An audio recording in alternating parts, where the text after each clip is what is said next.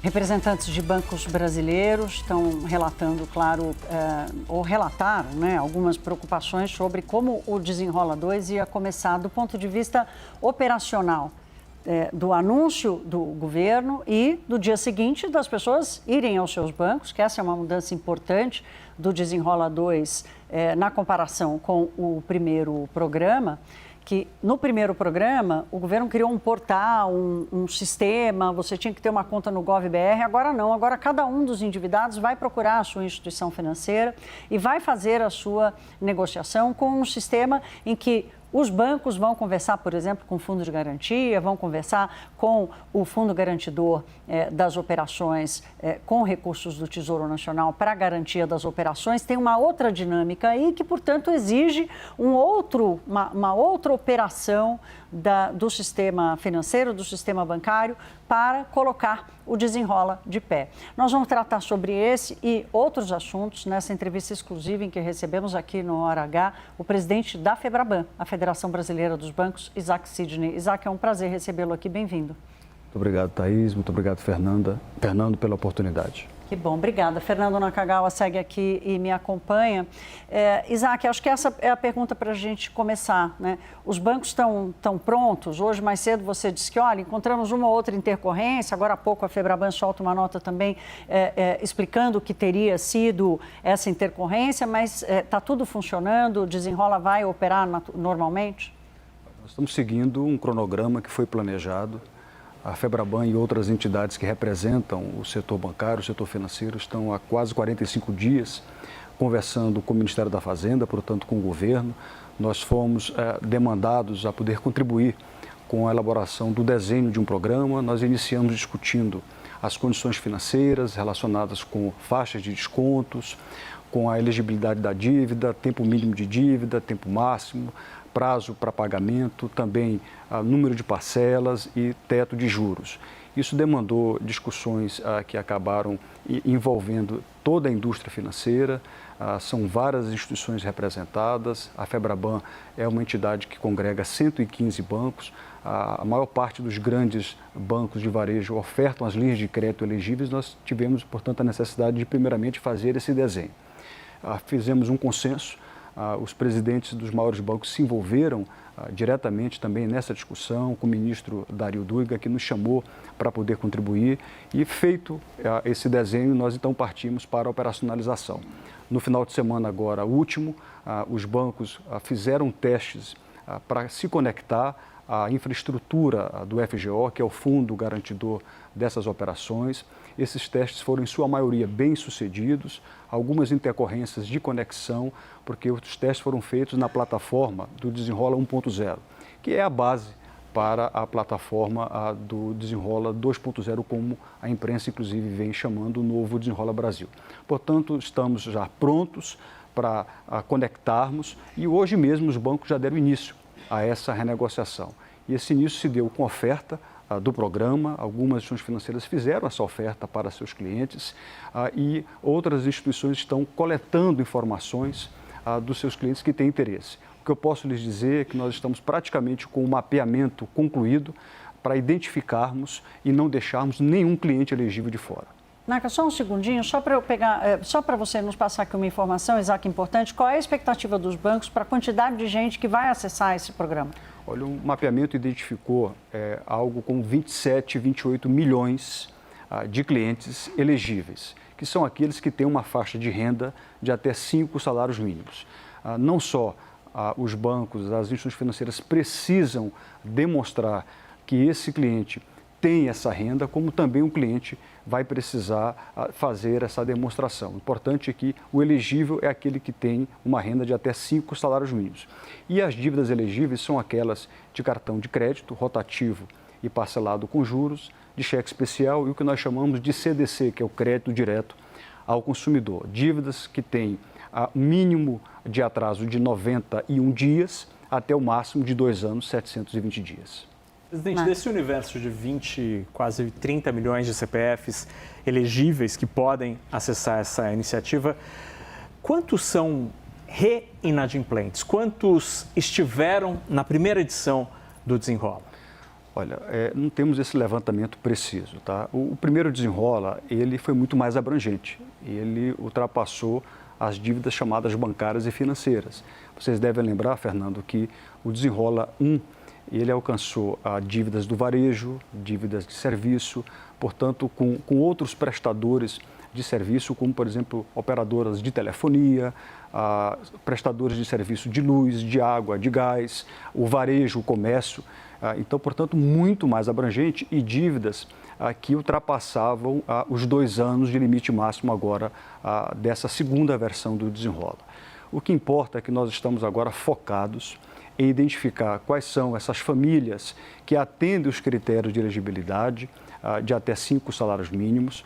E isso, de fato, no mapeamento que foi feito pelos bancos, monta algo em termos de dívidas em atraso de 97 a 100 bilhões de reais e 27, 28 milhões de brasileiros elegíveis.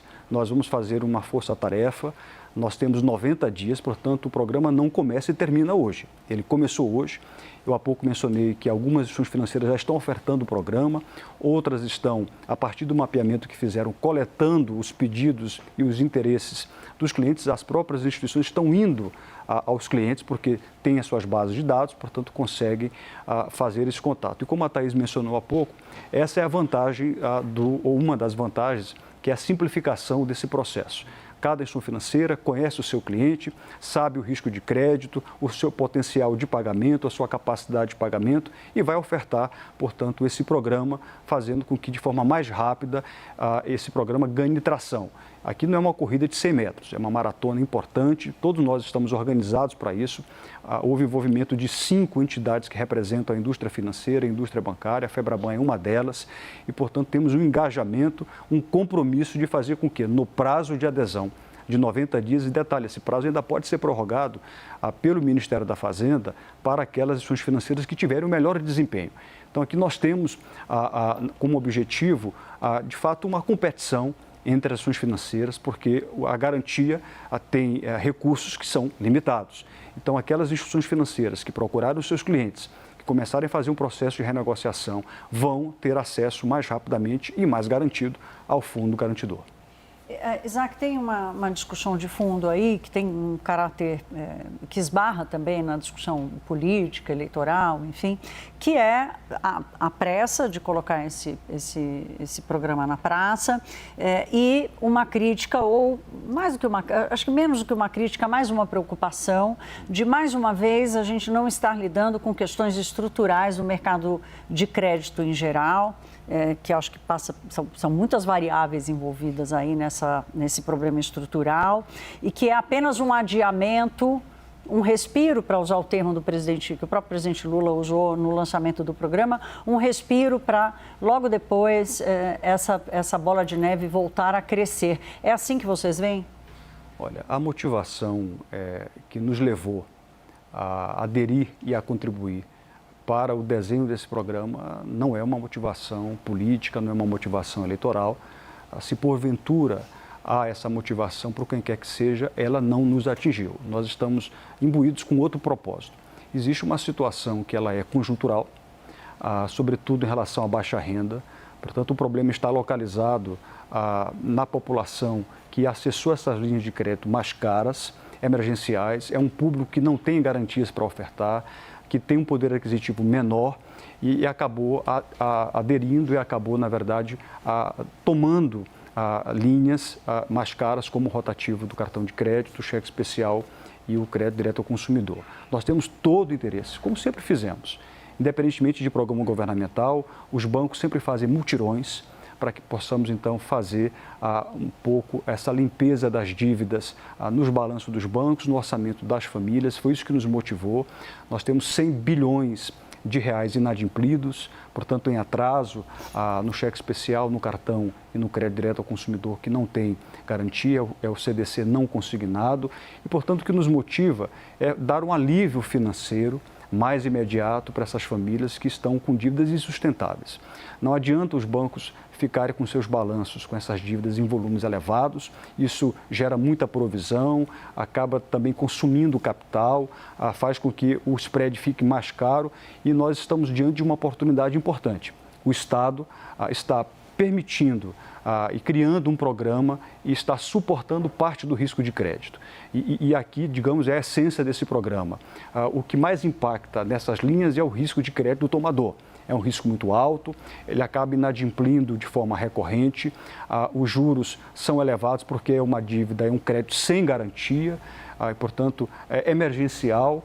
E, no final do dia, o que interessa aqui é a gente fazer com que esse consumidor, esse cliente, consiga ter um fôlego para poder, inclusive, retomar a sua capacidade de crédito. Mas nós não estamos, de fato, resolvendo aqui um problema estrutural, existem outras questões importantes, existem causas que fizeram que nós chegássemos nesse momento de uma conjuntura desfavorável para essas famílias de mais baixa renda e nós não podemos ignorar essa realidade e, portanto, estamos enfrentando, sem nenhuma conotação política, a FEBRABAN. Ela tem uma postura correta, técnica e é assim que nós vamos agir. Presidente, quando a gente conversa com especialistas em finanças sobre esse atual momento, muitos dizem que a gente tem 3 grandes fatores que explicam esse momento difícil enfrentado por muitas famílias. O primeiro deles, e estrutural, é o juro elevado, que é algo que foge do controle dos clientes ou do sistema financeiro.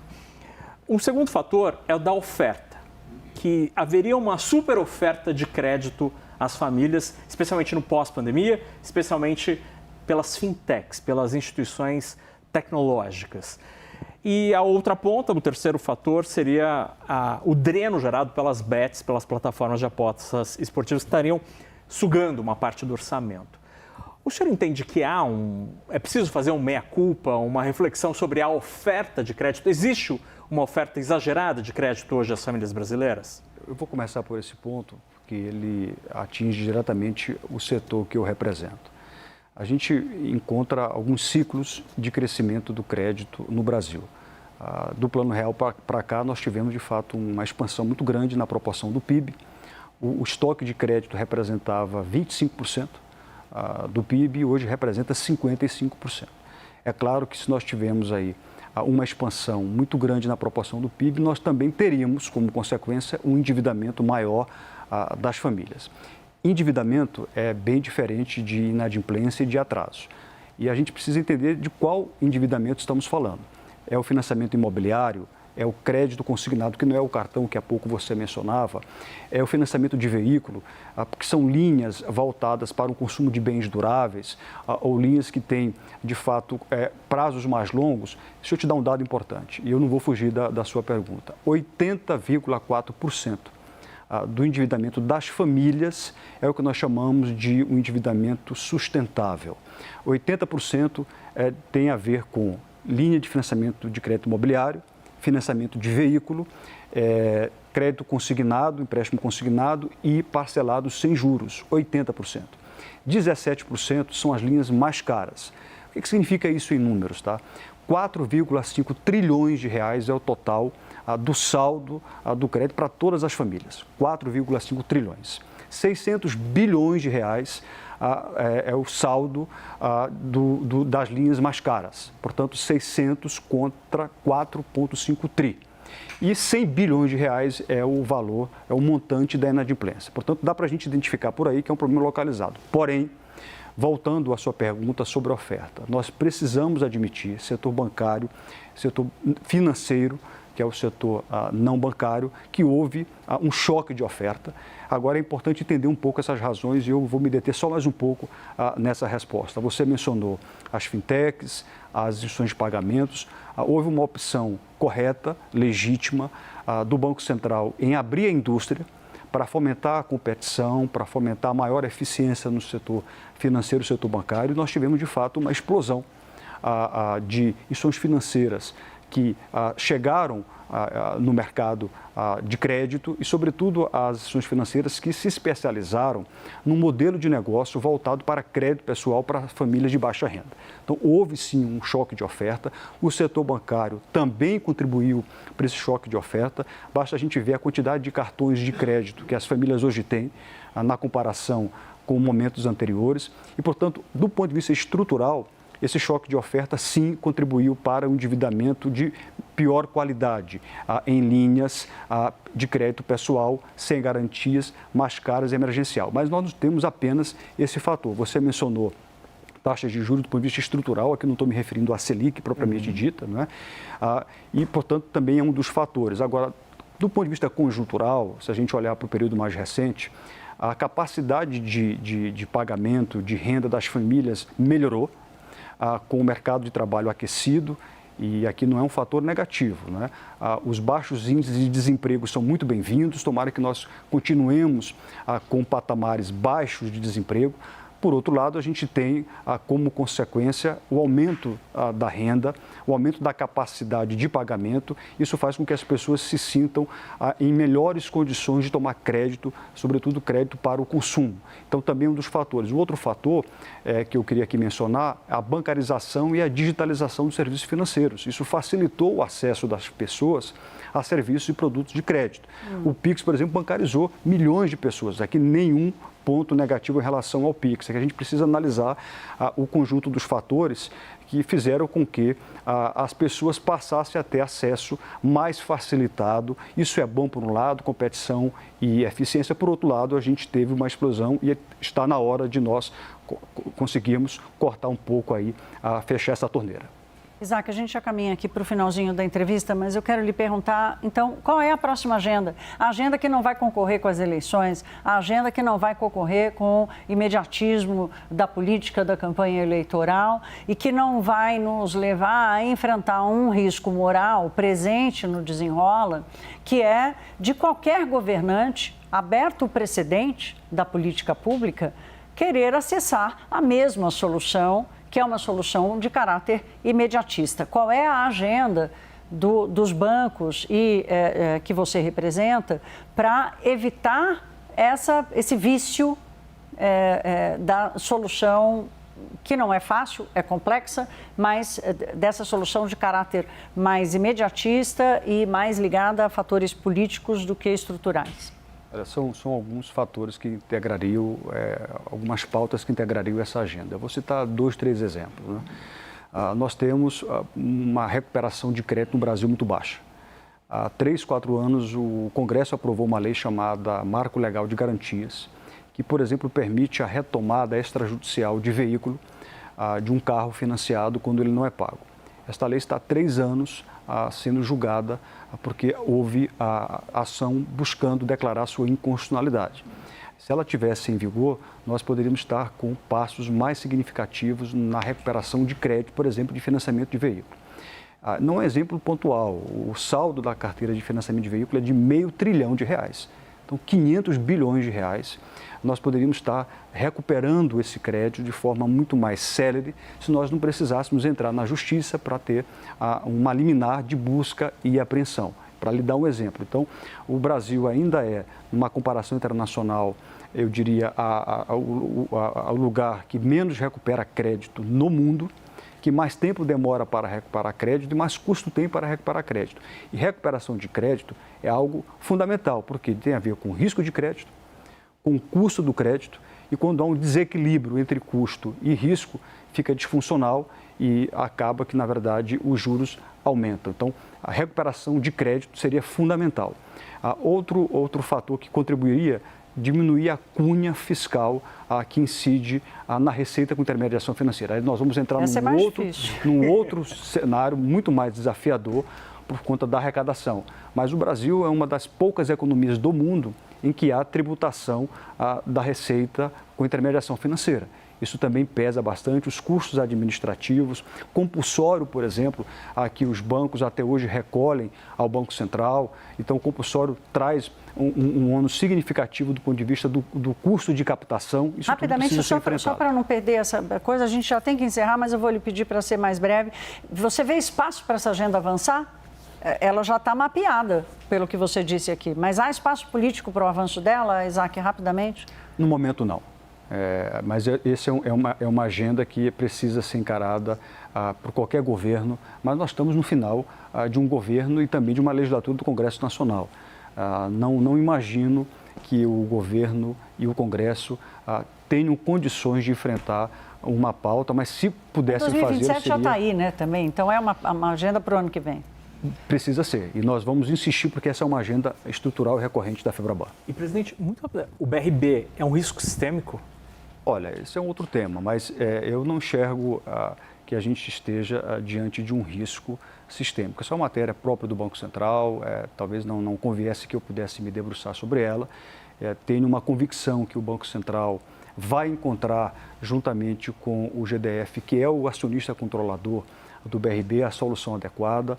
Nós estamos na indústria bancária dando a nossa contribuição, conversando, dialogando com o regulador e temos uma expectativa de que haja um desfecho favorável. O BRB é um banco que tem uma dimensão maior do que aqueles que foram liquidados e é muito importante que a gente leve isso em consideração. Repórter é assim, jornalista não aguenta. Vê a oportunidade de pegar a notícia, está certíssimo, Naca. A gente vai aproveitar a sua presença aqui. Quero agradecer, Isaac Sidney. Faz tempo que a gente está convidando, agora calhou num dia importante, que é o lançamento do Desenrola. Muito obrigada pela sua presença aqui. Volte sempre. Eu sei que você conversa muito com a gente, com o Naca, com a Lucinda Pinto.